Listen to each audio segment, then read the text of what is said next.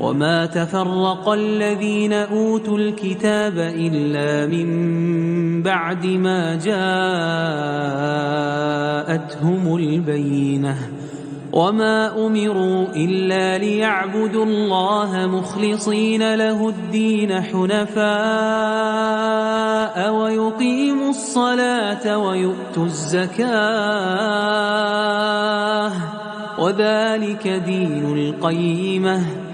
إن الذين كفروا من أهل الكتاب والمشركين في نار جهنم خالدين فيها أولئك هم شر البرية